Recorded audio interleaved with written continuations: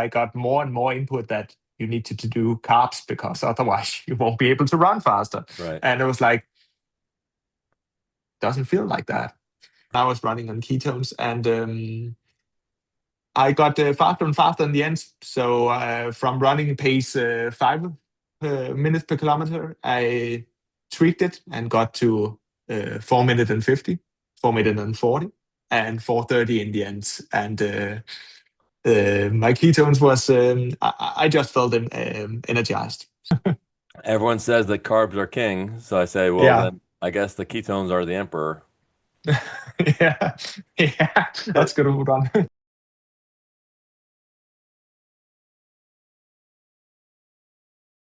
Hey, this is Frank Yosa, CEO of KetoneAid, and I'm really excited today to have Emil. Is that how you pronounce your name? Yeah, it's Emil. Yeah. Um, who has been doing ultra distance running and doing it in a way that I predicted 6 years ago would be, I think, the best way to do it. But, it was a little bit too early back then. Maybe he was doing it, but not many people were, which is not running with carbs at all. And he even had a technique that blew my mind, which was, we'll talk about that in a second. Well, thanks for joining us. I've been really excited to, hear your protocols and let you share with other people that it is possible to not have carbs. Yeah, yeah, yeah. I love talking about running on nut carbs. Everyone says that carbs are king, so I say, well, Yeah, then I guess the ketones are the emperor. yeah, yeah. So, That's good one. so I tell love me that. that I think you told me initially that your strategy was to fast for 24 hours before big races. Talk about that and how long have you been doing that? Yeah, so back when I started running a bit more, I started out running a lot in 2020. I was before that I was on a ketone diet, keto diet, Right. and I had it nice. I was feeling good on ketones and a keto diet, and I was starting to run more and more, and it was great. I didn't have any thoughts on doing it faster or anything like that, but I wanted to keep doing a keto diet and keep running. I did run for my head, like for mental clarity. That was the primary reason for running. But I got better and better at running, and I got more and more input that you need to do carbs because otherwise you won't be able to run faster. Right. And it was like, doesn't feel like that. Right. I don't believe it. And I started reading up on it, and I started to look into it, and I found that that's not a sure thing. It's a hypothesis, but it's not for sure. It's not the real thing. And I got faster and faster, and I still keep fasting a lot. And I started to do 20 hours fasting for us eating quite a few days. And I got better at running ultras too. In think I had my first 100K race in 2022, and I ran that race without any carbs, just doing electrolytes. And Not also, did you fast for 24 hours first, or no? At first, you were doing a nighttime dinner and then races the next day. nighttime dinner at I can't remember that far, but it for sure had been like eating at 6 in the afternoon, Okay. and then don't eat in the morning, Okay. just.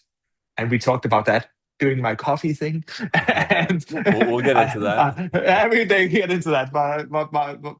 My thing is I love coffee, but that's another thing. And drinking a bit of coffee, and then just bringing water and electrolytes to the race. And I jumped out of the race. I flew over the trail run and got in the lead quickly. And I ran. There was 5 depots, and I just tapped 1 liter of water in those, and uh, filled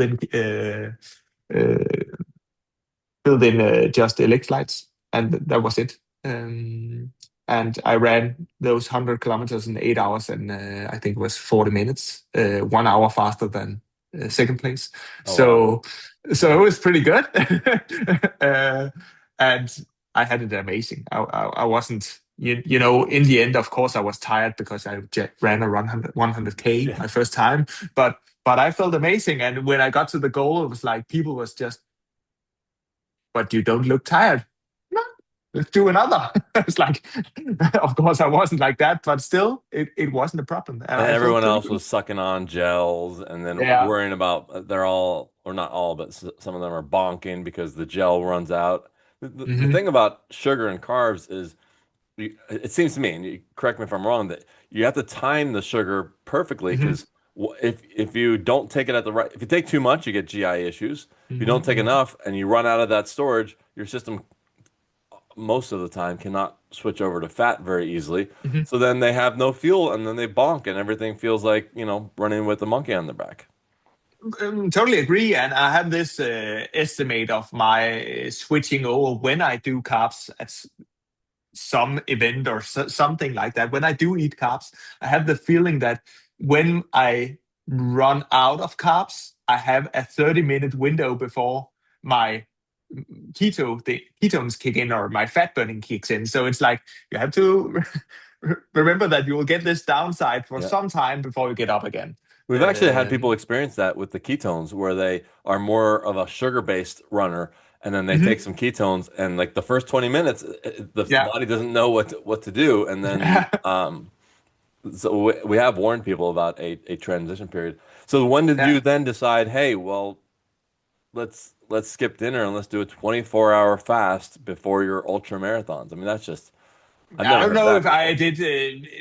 It's just I don't actually change much. I don't do 24 hours. It's more like I eat like I normally eat. I have that window. I tend to not try to change much up to a race. People always talk about when should you do changes in your routines, not up to a race. Right, Don't right. do something strange there. So I eat at 5 o'clock in the afternoon, Oh, okay. So that and was your yeah, I thought you were doing like a specific 24 hours, so like a 7 no, a.m. race. You were doing like no. you're not eating until 7. Okay. So Mhm. then what would your endogenous natural ketone levels go up to when you As we talked about for the last few years, mostly I've tested my ketones using the CBO sensor, and that is hugely, it's a continuous ketone monitor that can be yeah, just wildly off. But yeah. what It's were a you good showing? one You're to get you some kind of indicator right. of what's going on. But as you said, if you compare it to like Keto Mojo, that is a fingerprint test, that is more precise, it seems. And my my levels is going between 0.4 to 1 with the CBO most days. But Um, what about before a race? Like, have you tested before a race? Are you going into it with 1 or 2 millimolar, or just same? it often seems like if I'm really, really excited and really, really nervous about a race, Uh, my ketone levels will be higher, okay, and it would be 1.5 before a okay, race or something like that. But what I also see is that if I do have some carbs in my system, and that happens, and I can show you data for how I did my 100 miler recently. I will start by my liver will start by excreting the glucose I have left because I tend to try to run fast, uh-huh, and then that will burn out slowly and get me very very low at some point. right. But my ketones will rise steadily to compensate for it. And you're So running I with always a continuous glucose monitor, so that's how you're seeing all these things in case people are wondering. yes, You're not getting pricked yeah. by some No, side no. stream or something. It would be nice to try, but I don't have time to stand still. So I So don't know if it was me that contacted you or you contacted me as far as, hey, some people that run with no carbs, they say, I don't need exogenous ketones because I make my Mhm, own. It's a very trendy mhm, sentence to say.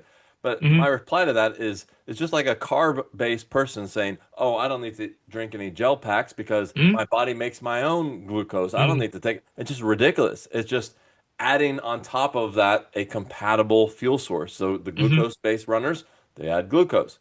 Hmm. ketone endogenous based runners, they can just add an exogenous ketone on top of that. It's just Hmm. compatible with the running. And there's Hmm. some theories that, well, won't it stop my endogenous production?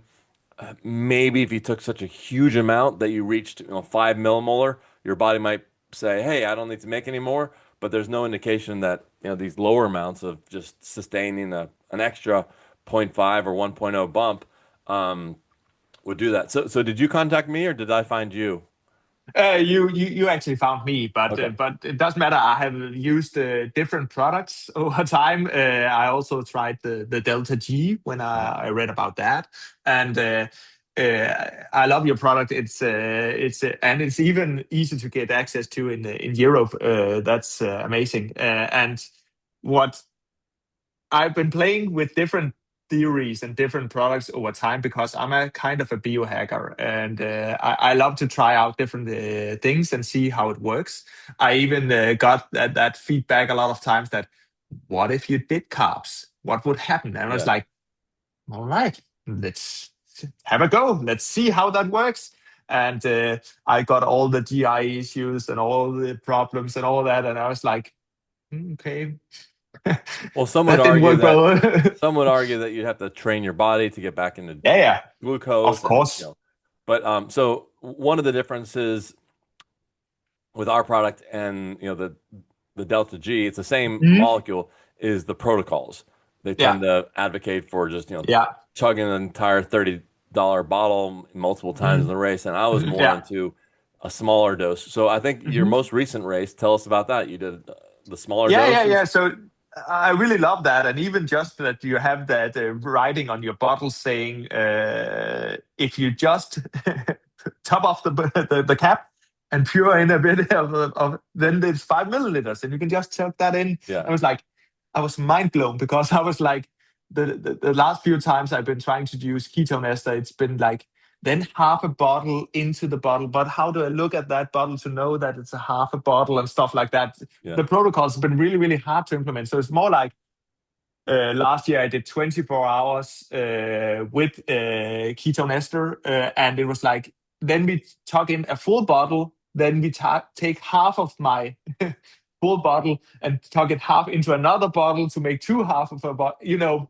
It's really hard to protocol that. Right. So what we did at this race in my 100 miles here in Denmark was that I worked out with my support team that using the Cibio sensor on my arm, streaming data to my team, he could see exactly my levels, and we was targeting about 2 millimole per liter in my blood Mhm. using the Cibio sensor. So we know it's imprecise, but just trying to find a good level that I felt good about in my body. And we did that by putting in 5 to up to 20 milliliters of ketones, depending on my levels. And we had those depots or aid stations for every 5 kilometers. So that was about half an hour, right? Mhm. So every time we tucked it in, and then he like tested it out afterwards to see not tested it out, but he looked at the bottles afterwards to see how much I drank because a runner doesn't always empty the bottle. That's the problem. If you could just get him to take it all, it's nice, but it's not that easy. You have to like convince him to do it, right? And I was in a rough time, but we managed to do it. And actually, I have a graph of how much I took in. We could talk about You have it on, if you I have it on yeah. your screen? Yeah, I have it on my screen Here, if you let want me to give see. shared access.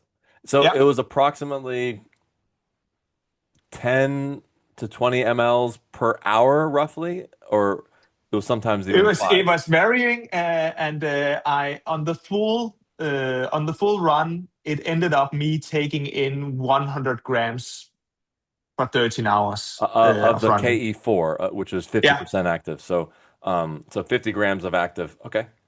no, 100 active, so it Oh, was 100 200 active. Okay. milliliters. Yeah, yeah, yeah, yeah. That's yeah.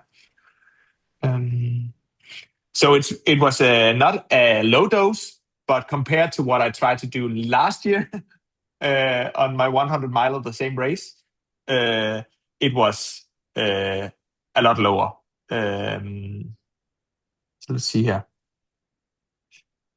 Um, And how did that, Mm, well, let's, how did that race can you go? see? Oh, here we go. Uh, yes. So here we had the active run data here. It's some of this is in Danish, and it's about how much I drank and stuff like that. That my team actually uh, wrote down during the race, and then the after calculations is showing the ketones levels from the Abbott sensor and the CPO sensor. So the Abbott is for glucose, and the ketone is the only sensor I have. CKM, the only one I can get, and that's the CPO one, and that's the levels I got from that.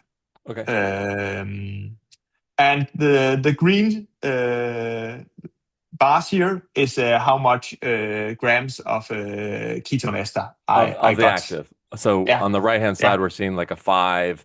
Okay. yeah. Okay, And I great. can't remember. We actually tried to tweak it. I will just check up here 2 seconds. I think. Let's see. No, I actually think it's off. We tried to tweak it, but I don't think that's updated. As you see here, this is the ketone ester I took in per depot. Okay. And I would love to that was precise. Relatively, it's fine down there, but it's not precise to the units. Sorry about that. Okay. Um, I think at least it's And not. that's Yeah, so yeah, one yeah. It is. cat It what is. It is. So 6 gram, 8 grams up here, okay. and 2 grams here. Yeah, yep, yep, So yeah. It's updated. the one cap is 5 mLs of our KE4, but that's really only Mhm. 2.5 grams of active. Yeah. So that's what you're calculating here. Okay. Yes, So yeah, like yeah. three So capfuls. it is, yeah. So you see up here, he put in 10 milliliter, 10 milliliter, 20 milliliter in some of them. Okay.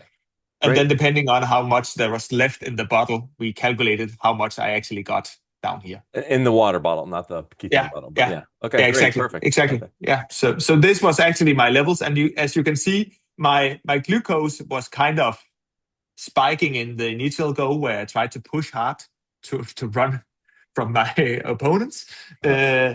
And that always happens when I start out. Um, my liver will try to flood all the glucose out first. Uh-huh. That's my experience at least. But as I get past that part, my ketones will start to rise.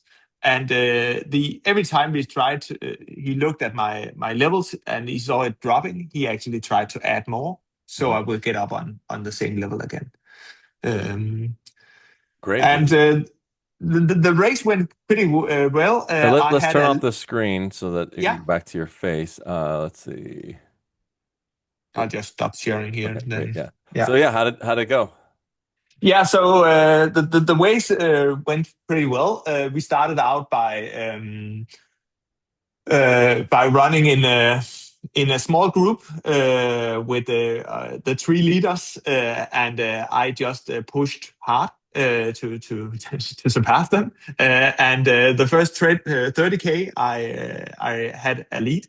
Then my friend Paul, that was also running and was in the second place, he catched up to me, and it was fine. I actually I got away from him again. And until halfway of the race, I had the lead and I felt like it was rough, but I had a good race. In From 80 kilometers, 87 kilometers to 110, he had the lead, my friend. But and this is where I actually like running on ketones and on on fat rather than sugar. Is that I felt my energy rise in the end, and with 50 kilometers left, my energy rose, and he got tired, and he was running on on sugar, and I was running on ketones, and I got faster and faster in the end. So from running pace 5 minutes per kilometer, I tweaked it and got to 4 minutes and 50, 4 minutes and 40, and 4:30 in the end. And my ketones was I just felt energized. So So it what went was pretty well. you had a PR of how many minutes? Yeah, so I had the previous Danish record of 13 hours, 19 minutes. And this year I was targeting running faster than 13 hours. And I made it in 12 hours, 54 minutes, and 16 seconds. So I cut off almost 25 minutes. Wow, Was great. And so let's talk about the caffeine strategy. I was kind of making fun of Yeah. you on our phone call that you were taking caffeine, you were taking coffee first thing in the morning before the race. I said, Yeah. well, why would you want to do that? Because you don't need caffeine to wake up. Use water and salt. But he's like, oh, but I love my coffee. I'm like, well, when do you want to crash from that coffee? It's a stimulant. It takes from Yeah. the future. So you're going to go up and then you're going to go up while you're driving to the race. Like, Yeah. why Yeah. waste that upness? And then you're going to crash, 2 hours into your race, you can be like, oh, that caffeine is now running, wearing off. Mhm. And if you love caffeine, I like to say, great, take decaf. Like, great, have your sip and your, ritual, but take it Yeah. decaffeinated. And then maybe either, I mean, preferably ketones will fuel your brain as opposed to caffeine. But I can still see 3/4 of the way through the race when the brain starts to go, no matter how much ketones you have, because some Yeah. people will take ketones only, even carb-based runners will take ketones instead of caffeine toward the end of the race because the glucose just can't make it to the brain.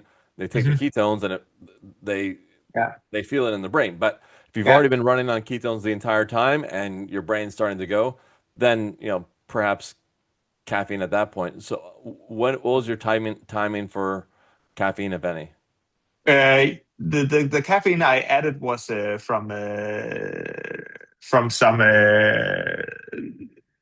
additive like to the water. I have this. I use these things called water drop. That's small cubes that I can plug into water, and I tried to use two of those. That was 90 milligrams of coffee, but it was in the late afternoon, and it 90 was like each?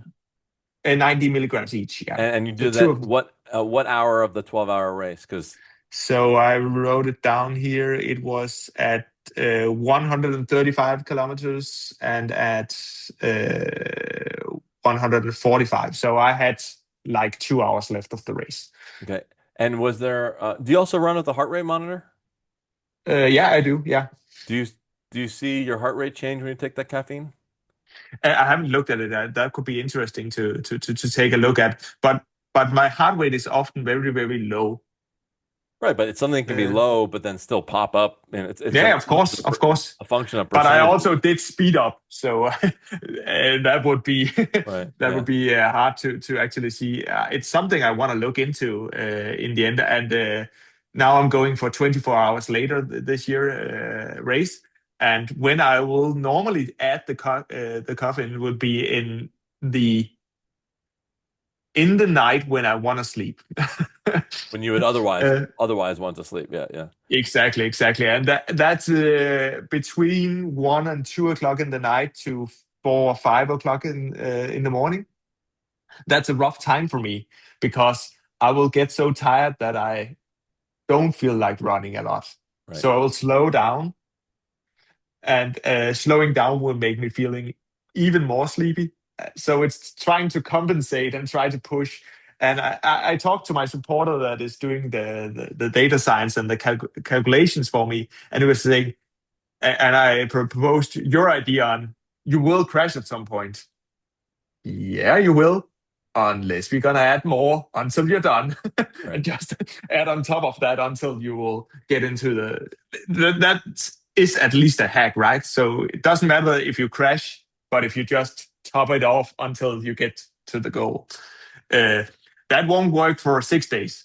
I know that, Right. but it can work for 24 hours if you're just having 6 hours left, Well, I I do. guess. You said you also like to take it at nighttime and then let the sunrise in the morning Yeah, wake up, and then you don't have to necessarily take caffeine in that last, daytime hours. But just one yeah, thing I've warned other people, and I mentioned to you, but in case other people are watching this, that you have to really watch out for the ketone and caffeine effect yeah, because it yeah, can double, if not triple, the yeah. G, triple the delivery of caffeine, which sounds great, but then it's also in the negative. So people they have a limitation on their caffeine because it'll create GI issues and Hmm. raise racing heart rate and diarrhea and stuff like that.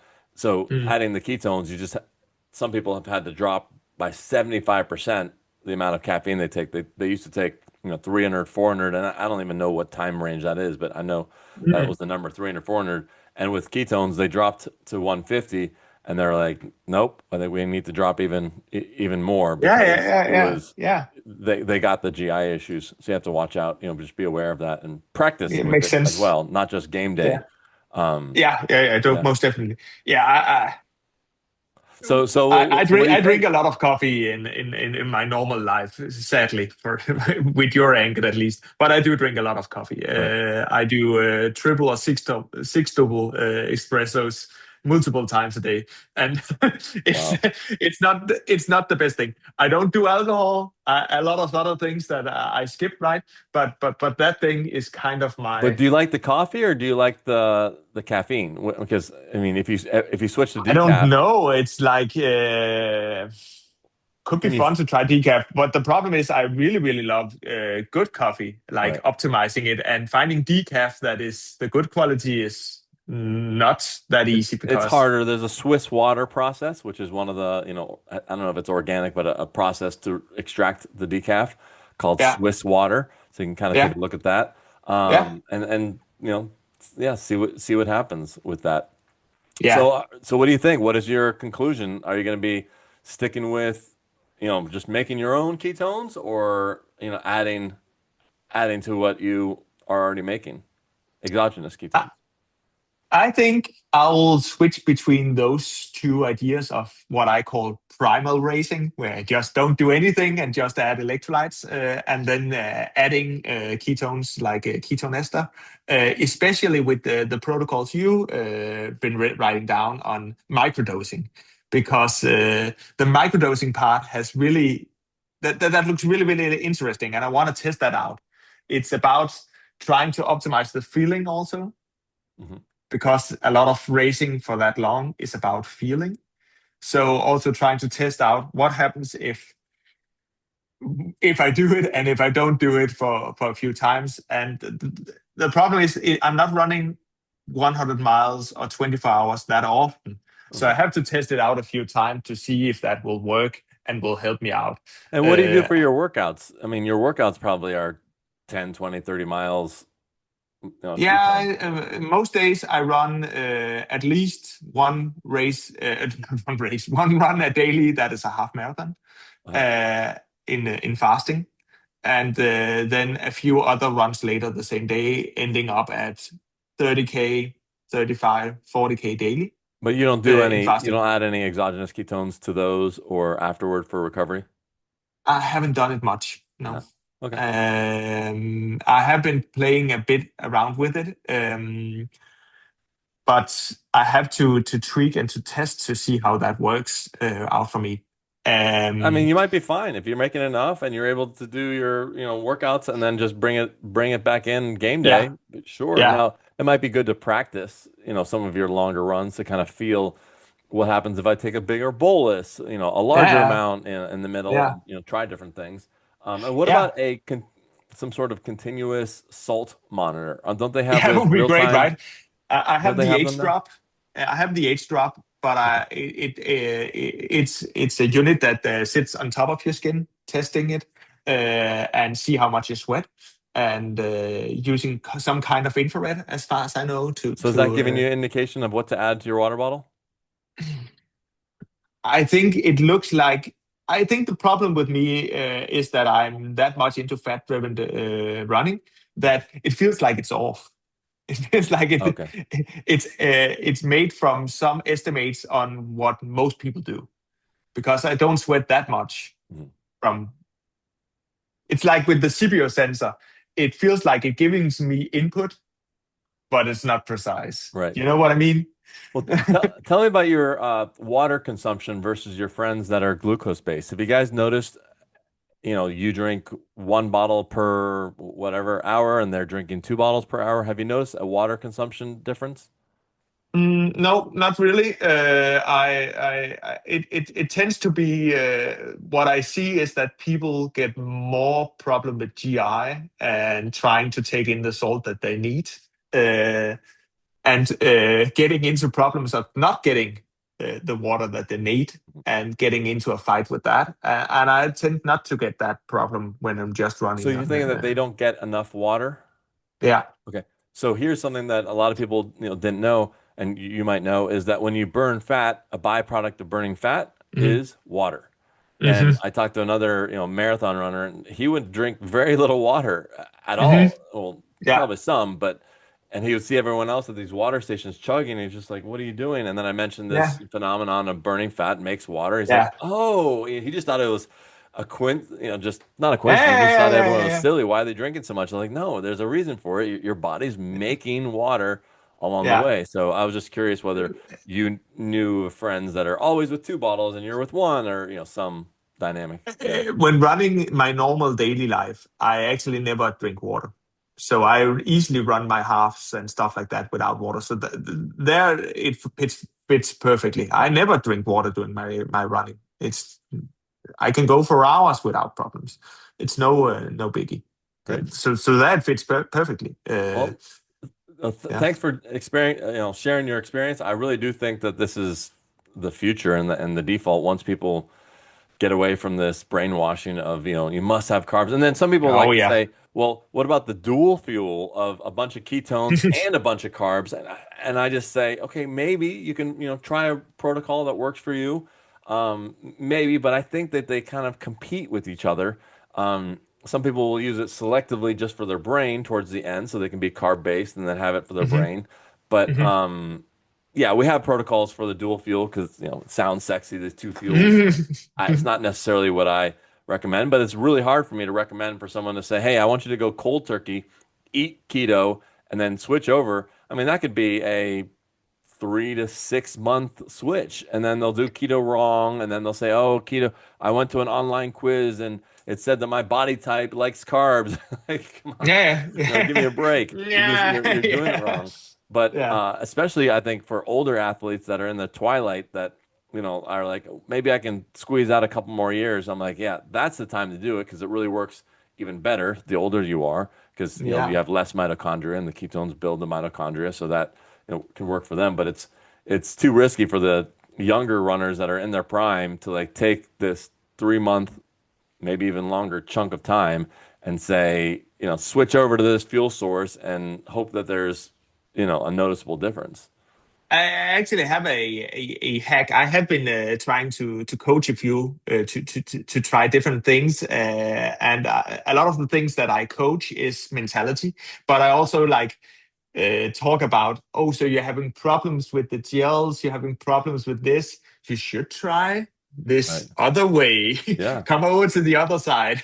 And one of the things that I tend to tell people is if you try a fasting tactic where you fast for 20 hours and eat for 4 hours, and you do that for a full week, maybe 2 full weeks, and you do that, and you then run in the end of the fast every day, Okay. trying to get in, squeeze it.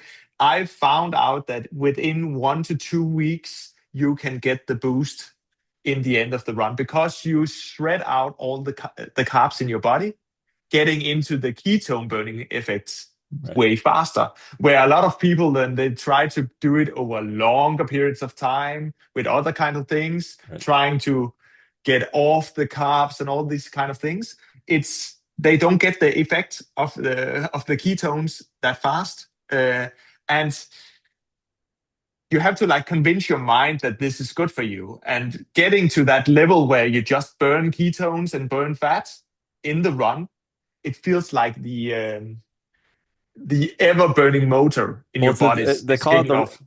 the runner's high. It's the runner's high Yeah, is a where you're just running and then suddenly I think the runner's high that people experience sometimes because I ran in track in college and yeah. maybe once every 6 months I'd be on a run and then suddenly I'd look down and my legs were just moving and just like what the heck's going on.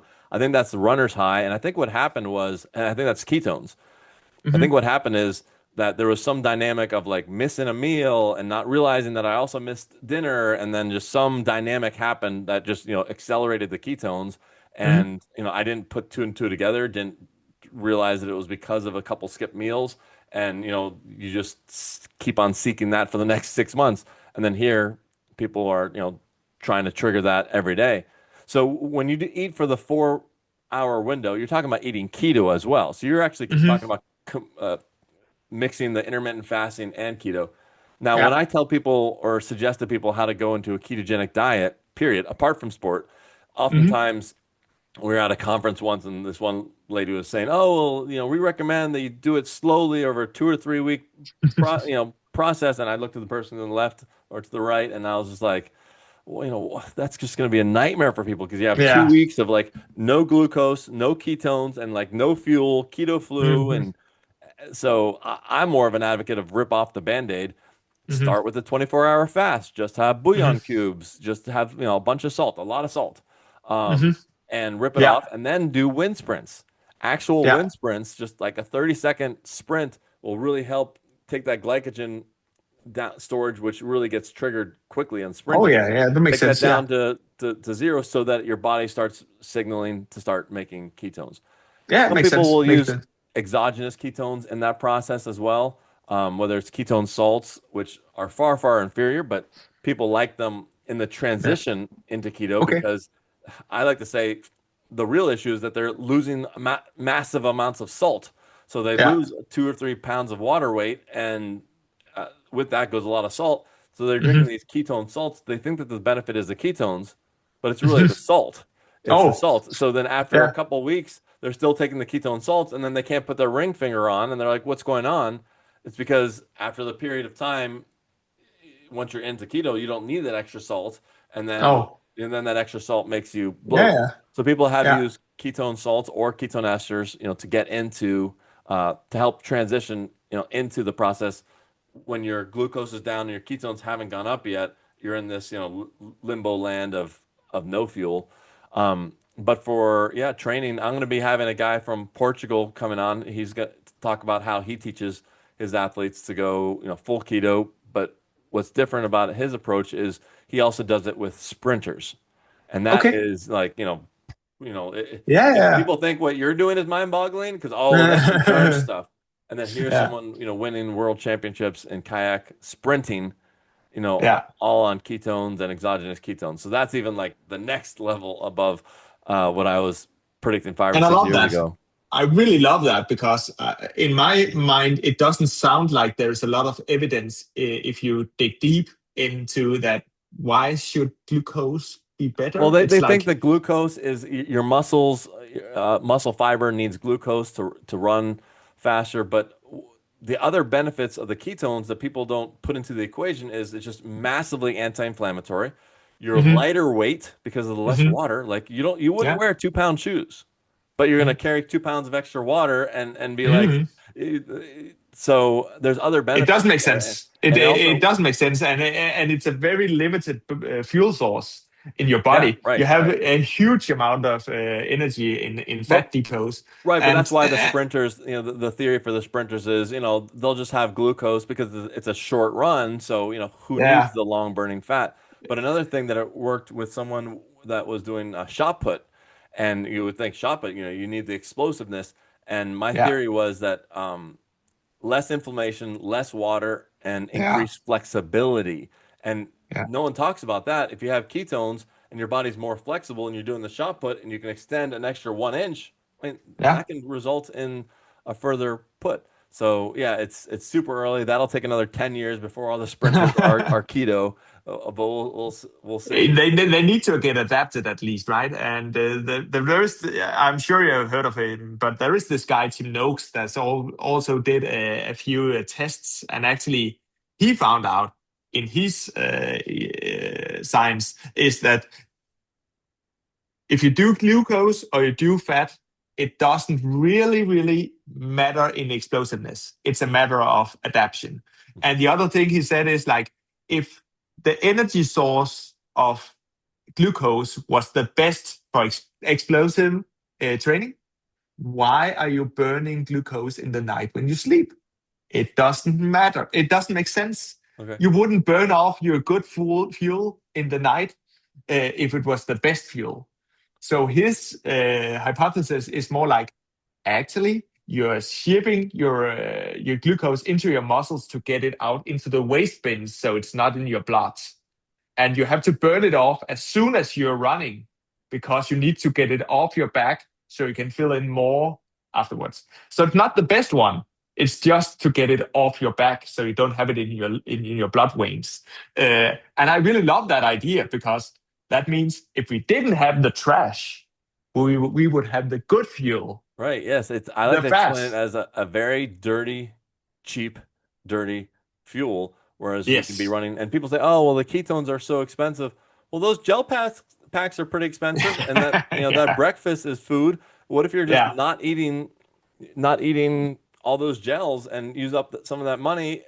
Now, the amount of ketones that you were taking would probably still be about twice the price if you went all glucose. So, still a little bit, but that's once every, 2 or 3 months type event.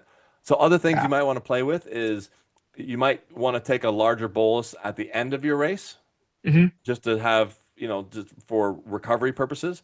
Hmm. Also taking it immediately before bed, Hmm. after the race, but also Hmm. on your hard training days, you might consider taking a small, like one capful immediately before bed. Now, people that Yeah. are already keto, when they take the before bed protocol, you got to watch out because it has a cumulative effect and it can be too much. The Yeah. professional cyclists, Tour de France athletes, they take the entire 25 grams of active Oh, right before shit. bed. So I'm Yeah. talking about, the 5 mLs. So, Yeah. Yeah. much, much smaller amounts so that you're sleeping and you're just getting another drip of ketones, at The nighttime. fun thing I've seen from most of my races is that if I did it, done it really, really keto native, it will show a huge rise in ketones after the race Oh, because okay. I'm not burning it. I'm not Oh, yeah, burning it okay. Your anymore. body's making So okay. So yeah. then maybe you don't need the bolus. Maybe you don't need the bolus afterward if it's if I it's already often doing end that. at 4 or something like that in the end Okay, well then because no, no. uh, If you're already at 4, then I scratch that. That's that. Now, what do you think about people that are willing to do the intermittent fasting, willing to do the running fasted, adding ketones, but they're not willing to live and eat a lifestyle that's keto? Do you think someone can do both, where they're intermittent fasting, but they're still eating their pastas and stuff like that, and then hope that they can run? I think they can do it, but the problem is that it is a rough mission to go on because you will get the lower glucose levels often, and that will make your brain ache. It feels hard. So people often complain to me that they can't keep up their fasting because they get tired and stuff like that. Mhm. And that's why I would often argue that they should try to remove some of the carbs because that will make them feel Right. easier. Yeah, yeah. So So it's so it's so it's it's more a much mental harder. game. Yeah, Yeah, it's much harder to do the intermittent fasting if you're doing glucose because you get that, low blood sugar and yeah, then that makes you hungry. crash. Now they Yeah. could they could use exogenous ketones there to take Hmm. a half a cap to one Hmm. capful to kind of extend your fast and then hope that your body gets used to it and then you can Hmm. remove those ketones if you wanted to as a short-term tool. Yeah. But what I often see also when I've been doing different things where I have to eat carbs because that's the only thing that's there, or I'm at a social event where there's carbs and stuff. What I often see is that a lot of the carbs that we eat make you my blood glucose swing Yeah. up and down. Yeah, yeah. And the problem is that when you get on a high, and then you will also get a low. Yep. And if you tend to reach out for carbs there, and your body will tell you that you want something here when you're low, then you will get the full swing again. But just without doing that, you will still get that sinus curve of swings in your body. Right. And every time you hit a low, you will feel like it's a rough time. Then we'll get a high, you won't think about it. Then we'll get a low. Oh, and every time you do those awful carbs that didn't exist back in the old days, you will get those swings. And it's really, really rough in our modern life to be surrounded by offerings of eating when you have those swings all the time. Yeah. So I really tend to tell if you're having a hard time keeping your fasts, it shows you that you should try to limit your carbs because you have a problem with your insulin and your glucose levels in your body, and that will make your life worse. So Right. try without. And it's like it's in my opinion, it sounds like the obvious choice, but people is like, but won't it make my life worse because I won't have my sugar and my cake and all that? No, no, it will make it better. Well, you don't desire it anymore. You actually, I look at a Exactly. cake, because I've been keto vegan for like 7, 8 years now. I look at a cake and I just think of a pile of dumbness. Like if I eat Yeah. that, I will be dumber. I don't have this like mouth watering, like, oh, I gotta have it. No. So your desires change. And as far as those social events, I just say, oh, I just ate, make it sound like, hey, I just ate before I came there, and just Mhm. eating nothing is also keto. Yeah, Um, yeah, yeah, yeah, yeah. It and is. then It with is. I I totally think, agree. I totally get it. and I think I Uh, sent you some of the hard ketones as well, which has yeah, R1,3-butanediol to yeah, feel the buzz. You can yeah, take that to the parties, yeah. and you could be drinking socially, and that has zero carbs and has ketones in it. So why Yeah. not? Yeah, I don't like Boss actually. It's not like I dropped off the alcohol wagon 7 years ago, and I've never looked back. Every time I see somebody talking about they want to drink, I just look at them and think, "Oh, you're gonna have a headache," Right, and that's what I see. And I think you're right with the carbs and stuff like that too. It's kind of the same thing. If you get off the wagon of the cake wagon for long enough, you won't miss it. It right, just feels like freedom, right? But I tend to fall into it sometimes. I had longer periods where I didn't have it at all, and I loved it. You know, the ketone guy that eats a strawberry from the garden and it just tastes like $1 million, right? right, But if you eat carbs for a period, then it kind of destroys that feeling because you're always eating that sugary right. feeling stuff. Yeah, But the more you don't do it, the better it feels. So it's like an addiction, like everything, like maybe my coffee drinking too. right. Which we're gonna work on that vice next. That'll be the last vice to drop. Yeah, But yeah, see if you can find a decaf out there. All right. yeah. Well, thank you very much. Thanks for sharing. Thank you for having me. All right. It was fun.